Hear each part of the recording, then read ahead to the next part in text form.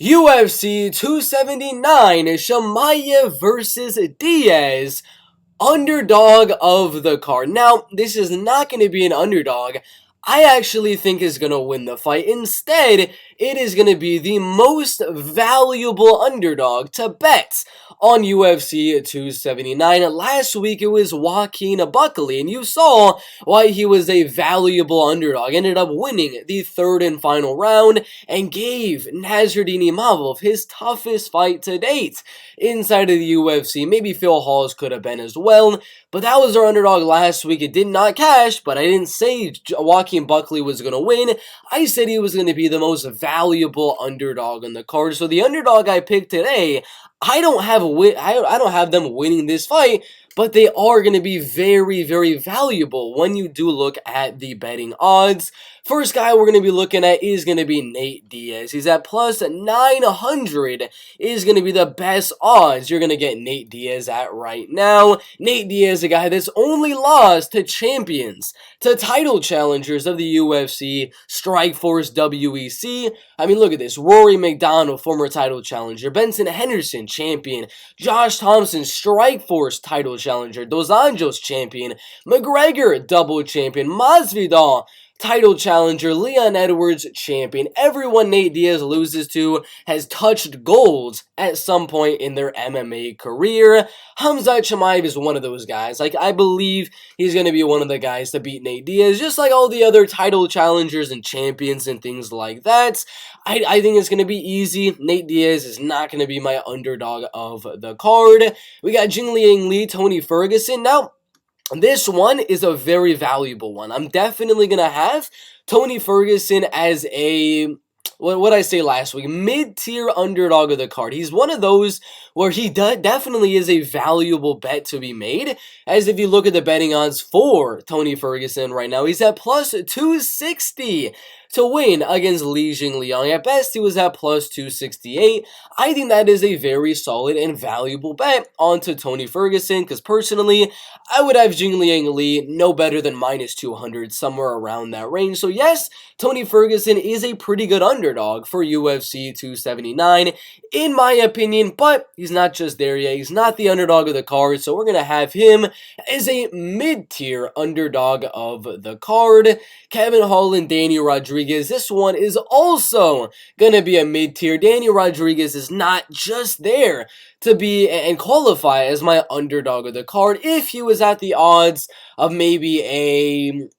Let's just find an example for Daniel Rodriguez. If Daniel was at the odds of Tony Ferguson, I'm going to say it right now, he would 100% be the underdog of the card. Even plus 200, I would probably have Daniel Rodriguez as my underdog of the card, but he'll just be a mid-tier underdog of the card. Still some value on Daniel Rodriguez, but is that the best underdog? I don't think so. We got Irene Aldana, Macy Chasson. This one, I think, is also a mid-tier underdog. I'm not, again, all of these mid-tiers, I'm not betting on the favorites. I'm not betting on Jingliang, Holland, or Irene. These are all mid-tier underdogs right here. Tony Ferguson, Daniel Rodriguez, as well as Macy Chasson. But Macy Chasson, as the weeks and as the days have gone by, Macy's been a little bit less of an underdog. At first, I was like, she might actually be my underdog of the card based off of value. But if you look at the betting odds right here for Macy Chasson, they've actually gotten worse. I mean, she was at plus 183 at one point. That was almost qualifying her to be the most valuable underdog on the card, but the odds have gone down. She's at plus 140 right now. Not enough for me to say she's an underdog of the card worthy, so she's also going to be a mediocre, mid-tier underdog of the card.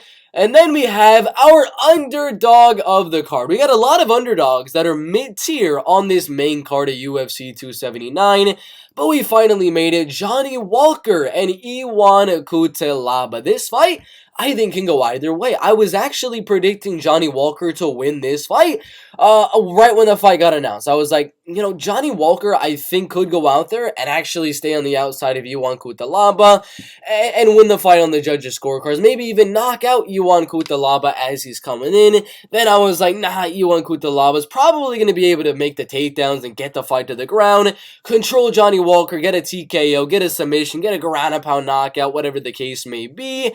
But as the days have gone on for Johnny Walker, and as I've seen these odds just kind of get better and better and better, for Johnny Walker sitting at plus 185 as of right now, I'm like, dude, that is 100% going to be the most valuable underdog of the card. Plus 185 is absolutely insane in my opinion. And I've seen Johnny Walker training with the main event fighter, Khamzat Chimaev. He's training wrestling. He's going out there saying he has an answer to the takedown defense and the takedown attempts of Iwan Kutalaba in the fight. And I'm going to be dead honest with you.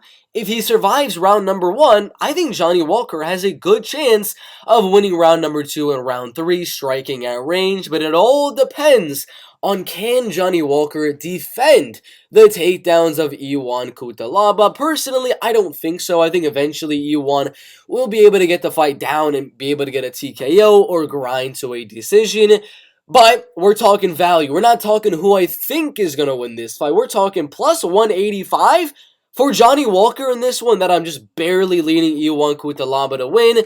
That is definitely going to be my underdog of the card. Johnny Walker is going to be the underdog of the card, but who is your underdog of the card for UFC 279? We have the mid-tier underdogs in Macy Chasson, but her odds got a lot worse in the last few days. I was like, no, she's not going to be my underdog of the card. D-Rod, if he was like plus 220, plus 230, I could consider him as my underdog of the card. Ferguson, he's almost there as another mid-tier. Anton Turkal, Juliana Rosa, nope.